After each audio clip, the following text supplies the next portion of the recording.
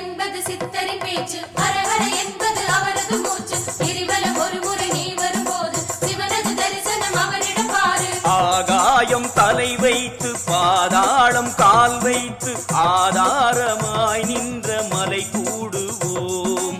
தீயாக முகம் காட்டி தாயாக கரம் நீட்டி பாவென்று அழைக்கின்ற பதம் சேருவோம். சிவ சிவ என்பது சித்தரின் பேச்சு, அரகர என்பது அவரது மூச்சு. கிரிவலம் ஒரு முறை நீ வரும்போது சிவனது தரிசனம் அவரிடம் பாரு.